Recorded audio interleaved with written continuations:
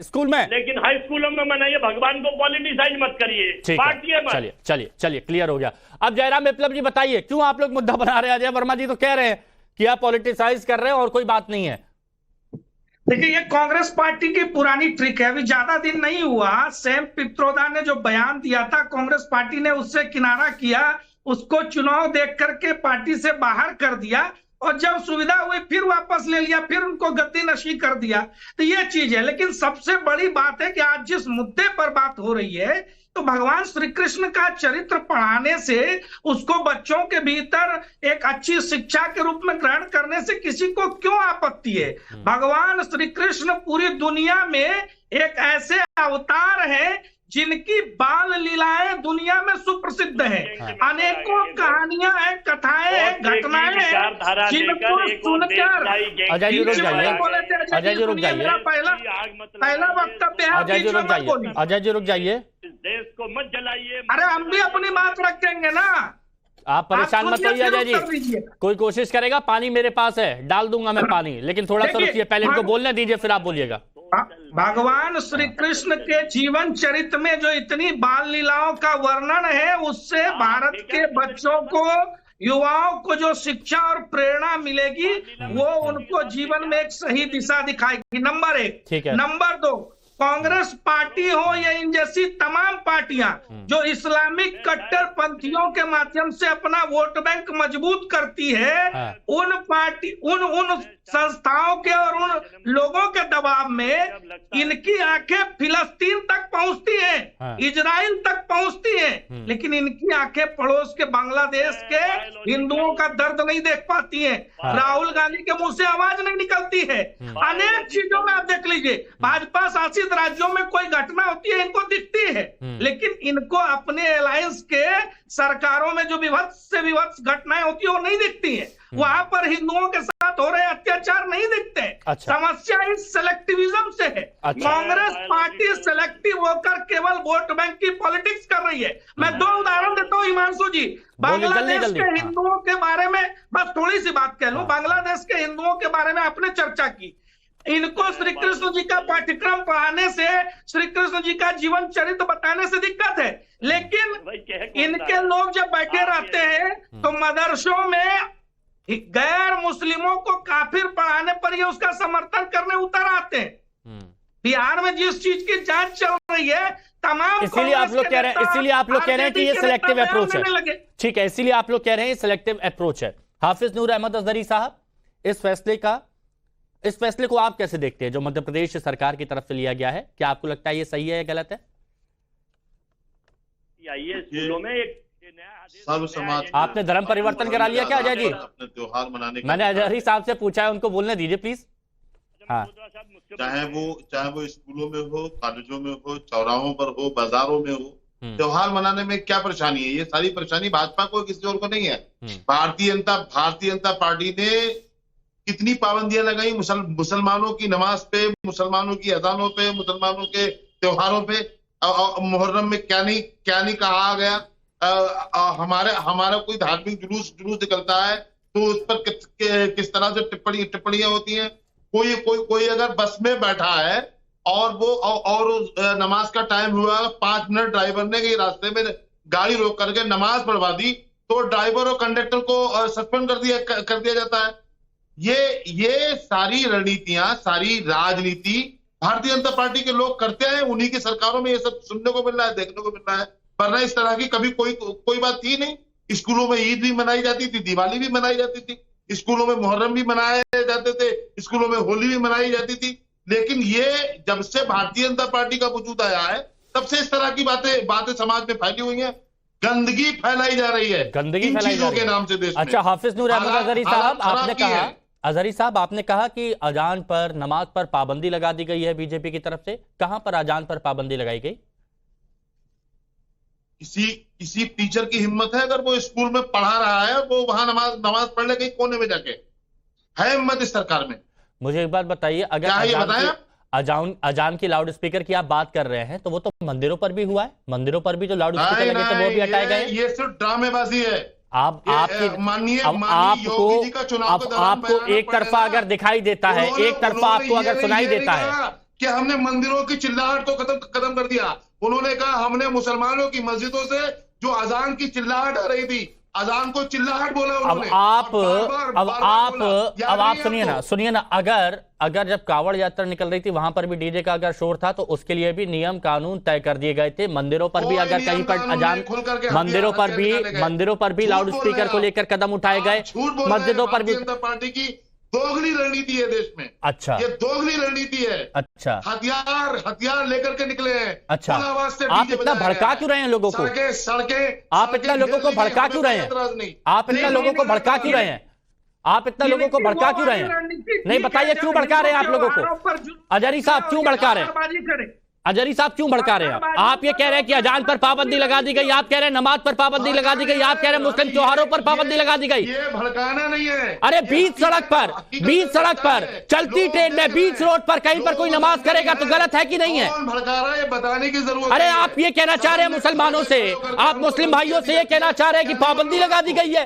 आप गलत बात कह रहे हैं। लगा दी गई है, हाँ, पाबंदियां लगाई गई है। अगर पाबंदी लगाई गई होती आप पर तो आप इस तरह से बोल पाते। में कुछ हासिल होने वाला नहीं है, निकलो तो बाहर। अरे कैसी बात है, हम तो बाहर निकलते लेकिन पता नहीं आप कहां निकलते हैं, आप कौन सी जगह पर देखते हैं, समझ में नहीं आता है। सुने हमने बयानात सुने हैं, यही तो बात है, सुने हैं। एक बार देख लेते, सिर्फ सुनी सुनाई बातों को यहां पर आकर बोल रहे हैं, गलत संदेश दे रहे हैं। हम पे बीत रही है रितु सिंह जी इन पर बीत रही है। पक्षपात किया जाता है। जब से बीजेपी आई है तब से ये अंतर किया जा रहा है, ये कह रहे हैं, बताइए। बिल्कुल हिमांशु जी, देखिए बात बस यही है कि हाँ, बीजेपी का विरोध, मोदी जी का विरोध, सरकार का विरोध इन्हें करना है किसी भी कीमत पर। यहाँ पर जन्माष्टमी के फेस्टिवल को एक बहाना बनाया गया है और ये एमपी सरकार का बड़ा स्वागतयोग्य कदम है। ये तो बहुत पहले हो जाना चाहिए। जिस तरह हमारा समाज जिस तरफ जा रहा है, आप रोज देख रहे हैं कैसी कैसी घटनाएं, हृदय विदारक घटनाएं हमारे देश में हो रही हैं। तो अब जरूरत है कि कृष्ण क्या जो चरित्र है, जो भागवत गीता का जो संदेश है, उसको स्कूली बच्चों में दिया जाए। ये मोहन यादव जी का इतना अच्छा निर्णय है, इसका स्वागत करना चाहिए। हमारे मुस्लिम भाइयों को भी स्वागत करना चाहिए, क्योंकि जो घटनाएं देश में हो रही हैं, ये उसके समाधान की तरफ एक कदम अगर ये देखें तो बहुत अच्छी बात है, बहुत अच्छी बात है। और देखिए जन्माष्टमी अभी हमारे जो ये मसूद जी हैं, जो विधायक है कांग्रेस के, कह रहे हैं सभी फेस्टिवल। देखिए जब मैं बोल रही थी तो आप जब बोल रहे थे तो मैं शांत थी। अच्छा, नहीं, अच्छा रितु जी, अच्छा हाँ रितु जी, ठीक है, सुनिए। देखिए आप सुनेंगे तभी तो। सुनिए, आप लोग बार बार कह रहे हैं कि सभी त्योहार मनाना चाहिए, चलिए हम मानते हैं। बताइए आपका ऐसा कौन सा त्योहार है जो स्कूलों में मनाया जा सकता है? क्या हम बकरीद स्कूलों में मनाएंगे? क्या हम मुहर्रम स्कूलों में मनाएंगे? बताइए, आप बताइए। त्योहार मानने को मैं पैरवी करती हूँ, त्योहार हम मनाते हैं। कौन सा त्योहार हम मना सकते हैं? क्या ऐसा त्योहार स्कूलों में मनाए जाने योग्य है? जन्माष्टमी एक सर्वप्रिय त्योहार है। जब हमारे ये एक आप देखिए, ये आस्था की, ये भक्ति और प्रेम की पराकाष्ठा है। बच्चों को बच्चे छोटे होते हैं, उनको जब नहीं देखिए, जब उनको सही, फिर आप बोल रहे हैं ना, मेरी बात समझ पा रहे हैं ना आप पहले मेरी बात सुनिए। जिम्मेदारी के आप मुझे बताइए, क्या आप लोगों को, मैं कुछ देखिए किसी भी धर्म पर कोई तंज कसना मेरा मकसद नहीं है। ठीक है, सही है, सही है। जब खून देखने की आदत हो जाती है ना, तो सफेद मक्खी सफेद मक्खन देखने की आदत नहीं रहती है। आपके किसी भी त्योहार पर मेरा कोई कदाप नहीं है, लेकिन आप बताइए आपके त्योहारों को स्कूल में कैसे मना सकते हैं? अच्छा, एक मिनट सुनिए ना रितु जी एक मिनट। अभी अजहरी साहब कह रहे थे कि किसी भी मुसलमान ने इसका विरोध नहीं किया, इस फैसले का। स्कूलों में मनाए जाने का विरोध हो रहा है, लगातार विरोध हो रहा है। इसका क्यों हो रहा है? जबकि सबसे ज्यादा जरूरत स्कूलों में। एक बार को आप घर में मत मनाइए, आप सड़कों में मत मनाइए, आप मंदिर में मत मनाइए, मगर मुझे लगता है कि जन्माष्टमी जैसा पर्व स्कूलों में अवश्य मनाया जाना चाहिए। हमारे बच्चों का ये दिशा निर्देश है। अच्छा, मेरे को बस इतना बताइए, इतना सुनिए ना, एक मिनट रुकिए। अजहरी साहब कह रहे हैं कि किसी भी मुसलमान ने इसका विरोध नहीं किया, किसी भी मुसलमान ने, कोई मुसलमान विरोध नहीं कर सकता। तो अजहरी साहब, तो क्या आप आरिफ मसूद को मुसलमान नहीं मानते?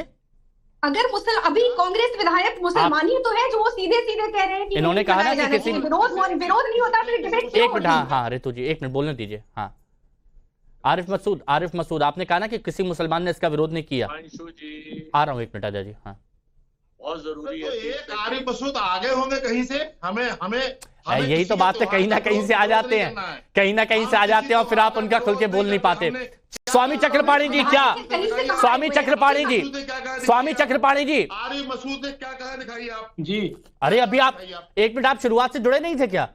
उन्होंने शुरुआत से अपनी बात यहाँ पर रखी है कि यहाँ पर ये भी होना चाहिए, वो भी होना चाहिए, ये सरकारी आदेश क्यों? हम बाद में आए हैं साहब, हमने नहीं सुना है। अरे तो कैसी बातें करें। एक मिनट, स्वामी चक्रपाणी महाराज, मेरे को ये बताइए आखिर ऐसा क्यों होता है? हम बांग्लादेश में देख रहे हैं किस तरह के हालात हो रहे हैं, वहां पर अपने इतिहास को सबको भुला दिया गया, सबको भुला दिया गया, सब कुछ बर्बाद कर दिया गया। लेकिन यहां पर अगर आज हमारी सांस्कृतिक धरोहरों को सबके सामने रखा जा रहा है तो उसमें क्या किसी को विरोध करना चाहिए? किसी को भी? देखिए हिमांशु जी, गीता जी में भगवान कृष्ण ने कहा है, असंशयम महाबाहो मनो दुर्निग्रहम चलम अभ्यासेन तु कौन्तेय वैराग्यं च गृह्यते। यानी यह मन बस में होता नहीं है, बारंबार प्रयास करने से होता है। इसलिए असंशय की स्थिति नहीं होनी चाहिए। आज स्थिति यही है, समस्या असंशय की जब स्थिति होती है, जैसे हमारे भाई अजहरी साहब बैठे हुए हैं, ये हमेशा असंशय की स्थिति में रहते हैं। ये बोलते हैं जी ये तो बात ठीक है, होनी चाहिए, लेकिन बीजेपी गलत है, सरकार गलत है। अरे भाई, आप यानी मीठी छुरी का काम करते हैं, पहले तो समर्थन भी देंगे, फिर असंशय की स्थिति में आकर के बीजेपी और सरकार पे चले जाएंगे। आप बात समझिए, भगवान कृष्ण कौन थे? अब बीच में चूंकि बोलने लगेंगे, रितु जी देखिए वो उतना अच्छी विद्वान है, बोल रही है तो बीच में वो टीका टिप्पणी ठीक बात नहीं है। हाँ। देखिए मूल विषय भगवान कृष्ण जिसने अब जरासंध से लेके कंस को मारा, वो जरासंध कौन था? जो नारियों का अपमान किया, जो नारियों को बंधक बनाया। कंस कौन था? जो आतताई था, जो दूसरे के अधिकार को अपना अधिकार बनाया। आज तो आवश्यकता भगवान कृष्ण के विचारों को पूरे देश और दुनिया में फैलाने की आवश्यकता है, और इस देश की पहचान ही भगवान राम और कृष्ण से है। तो इसीलिए अगर भगवान, सुन लीजिए, अरे अजहरी साहब, मैं इसीलिए बोला, आप रितु जी कभी नहीं बोलने देते, हमें भी नहीं बोलने देते। नहीं बोलिए, पॉइंट वक्त कम है। हाँ बोलिए। अजहरी जी टीवी जी याद मत करो, बोलिए। मूल विषय यह है कि हमें इस बात को देखना पड़ेगा कि भगवान कृष्ण के सिद्धांत विचार जो है बच्चों में जब जाएगा तो एक वो बीज जो है आने वाले कल में वसुधैव कुटुंबकम। बहुत बढ़िया। विप्लव साहब जरा ये बताइए। नहीं बहुत अच्छी बात, वक्त कम है, सभी से रिएक्शन। एक मिनट, विप्लव साहब ये बताइए, जो मांग की गई है कि मुस्लिम त्योहार भी फिर मनाने चाहिए, इस पर सरकार विचार करेगी क्या? बहुत सारे त्योहार मनाए जाते हैं। हाँ, बहुत सारे त्योहार इस देश में मनाए जाते हैं। देखिए समस्या क्या है ना, इनको समस्या इस बात की है कि जब से भारतीय जनता पार्टी आई है उसने तुष्टीकरण बंद कर दिया है। अब जो ये इफ्तार पार्टियां सरकारी दफ्तरों में होता था, उसके साथ फलाहार की परंपरा भी शुरू हो रही है। उसने तुष्टीकरण बंद कर दिया है। वक्फ बोर्ड को जो खुली छूट मिल गई थी किसी की भी संपत्तियां हड़पने का, अब उस पर सरकार कानून ला रही है। सरकार ओके, एक पॉइंट, एक अजय जी लास्ट पॉइंट। अजय जी कुछ बोल, अजय जी प्लीज। ठीक है, तुष्टीकरण बंद हो गया। अजय जी प्लीज। हाँ, सब डाउन। अजय जी। हिमांशु जी, हाँ, इस देश में जब से आजादी हुई है, चौराहों पे, स्कूलों में, कॉलेजों में, संस्थानों में सब जगह सब त्योहार जन्माष्टमी मनती है। कब मनी नहीं है बताएंगे कोई से? दूसरी चीज, अगर आप हिमांशु दीक्षित हैं और एंकर हैं टाइम्स नाउ इंडिया न भारत टीवी के हिंदी एंकर के, और डिबेट करते हैं, और मैं स्पेशल लिख के, सरकार लिख के पूछे हिमांशु आप बताइए आप क्या हैं, तो ये कौन सा एजेंडा है? विभाजनकारी एजेंडा। तो सरकार से मेरा अनुरोध हाथ जोड़ के है कि पार्टी मत, आप कांग्रेस हटा दीजिए ना। वो विधायक, सुनिए, आरिफ मसूद के पीछे से सिर्फ विधायक रहने दीजिए, कांग्रेस विधायक हटा दीजिए। अरे क्या कहा है उन्होंने? मनाने के लिए मना कांग्रेस के लिए जब बोलते हैं कांग्रेस पीछे से हटा दीजिए, सीधे लिखिए आरिफ मसूद विधायक। आपत्ति जता रहे हैं ना, क्यों आपत्ति जता रहे हैं? वो क्यों आपत्ति जता रहे हैं? सवाल उठा रहे हैं सरकार के फैसले पर, संविधान के खिलाफ बता रहे हैं।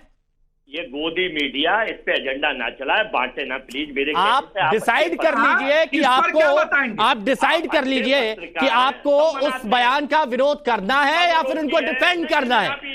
आप आरिफ मसूद के साथ है या उनके विरोध में है? ऋतु जी, फाइनल कमेंट। ऋतु जी फाइनल कमेंट। संविधान की बात कर रहे हैं ये लोग, तो संविधान की आप उदाहरण ले लीजिए ना, आर्टिकल 25 से 28 तक जो हमें राइट ऑफ फ्रीडम मिला हुआ है, ये उसके हिसाब से भी गलत है, तो ये असंवैधानिक कैसे बोल रहे हैं? ये तो संविधान के हिसाब से भी ठीक है।